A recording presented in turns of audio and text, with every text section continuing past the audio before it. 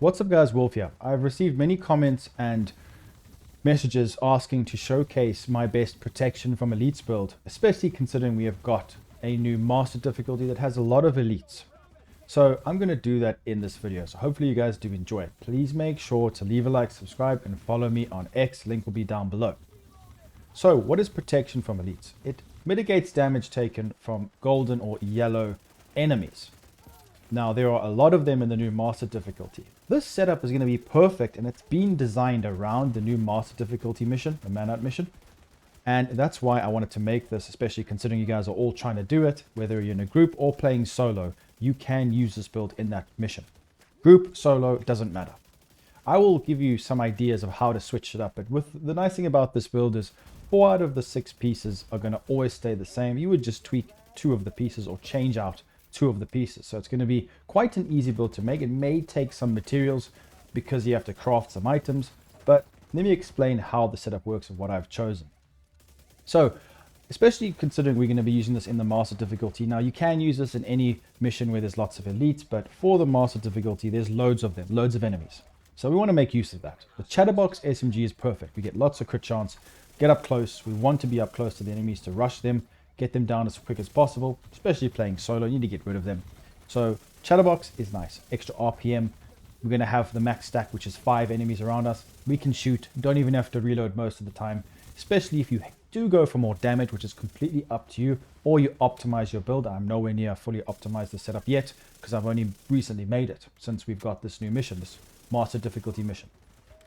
With this gun, you're going to be beaming, and I've combined it with the firewall specialization for the striker shield, which gives me and my teammates more damage. You can go for survivalist specialization. You get an additional 10% PFE, protection from elites, but the max is 80. I've got just over 70, which is fine. Don't go less than 60. It's up to you how much you go for. It's also up to you how many blues you have and how many what brand set bonuses you have, and if you want to go for more damage. I recommend survivability, and that's why I'm going to go through that right now.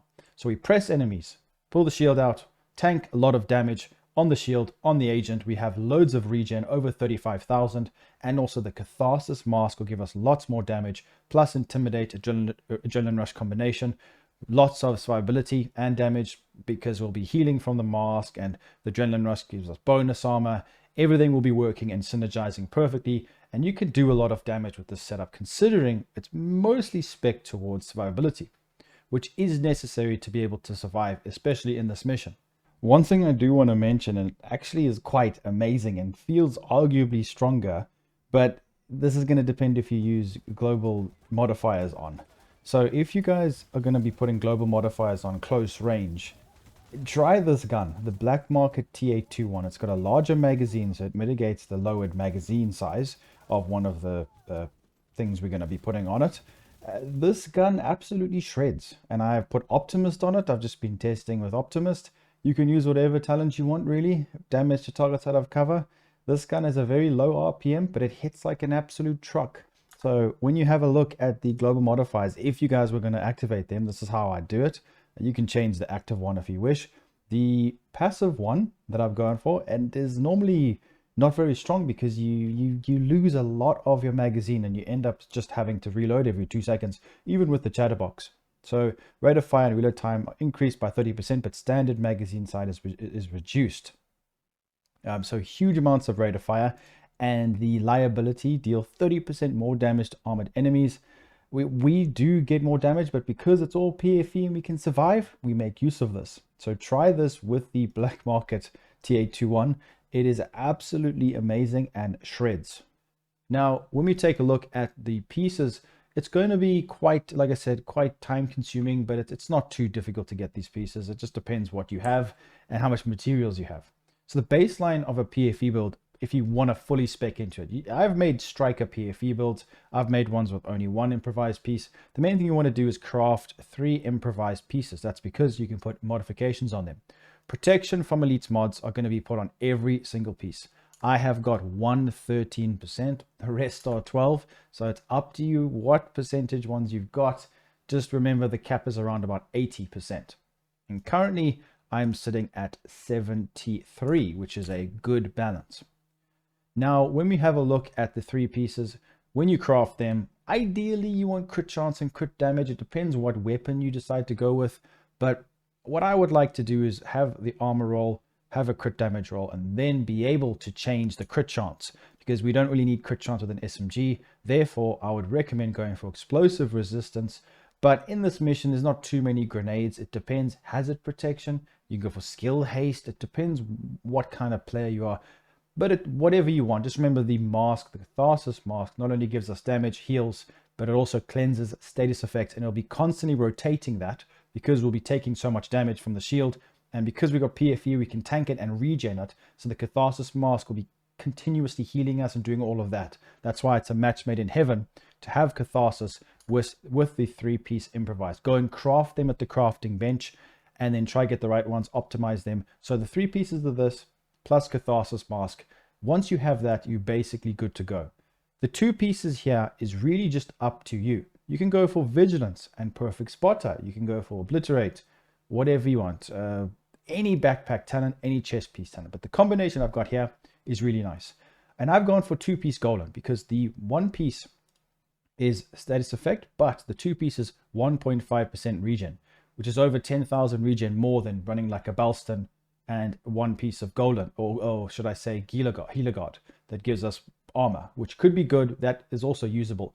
Reason why is because this is perfect Intimidate. So if I use, for example, a Golem, sorry, not a Golem, I keep saying that, a Healer Guard, which gives me armor, plus a Belston 1% armor regen, then I'm going to have way less armor regen and less damage, because perfect Intimidate gives us extra damage. So this will give you more weapon damage and you'll have more regen from the 1.5, even though status effects is kind of wasted. But this is by no means the best. The main reason is to get the extra damage from perfect Intimidate, but you won't even feel that much of a difference if you just use any other pieces you want. So this is completely up to you. I've gone for Intimidate. To stack it up, we get lots of damage, and then Adrenaline Rush to get bonus armor. You can use whatever you want, and you can use whatever brand set bonuses you want. Crit chance, crit damage rolled in them, crit damage and hazard protection and armor regen here. I need to farm a new one, but then I'd probably put explosive res or hazard, whatever. Probably not even hazard, anything else will be fine. So it depends on you. You could even go for Sokolov and Grupo for more damage. If you guys want to make use of not having to reload to end the enemies a bit quicker, that is completely up to you. So I would switch these out depending on the content, but the baseline is going to be this. The reason why I'm trying to explain all this is because I've been testing everything. I've even been going along the lines of testing Backbone, which is actually really good. Extra damage, Grupo with Adrenaline Rush, that's also very nice. The Belston one, very good, one of my favorites. And also Memento. Now Memento I felt a lot weaker, less viability because it's only regen, whereas the Catharsis is constantly spamming, doing a lot. But with Memento, you will probably see more stable regen, higher regen all the time, and more weapon damage all the time because Catharsis resets. So Memento is an option. I have tested that.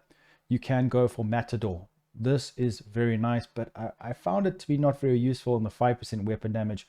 I'd rather have 1.5% regen, because the thing about not having regen, I tried damage, and you will suffer because when you have bonus armor, the bonus armor takes damage. You want your armor to be ticking up. From Catharsis and having at least 1% regen, it makes a big difference in these missions.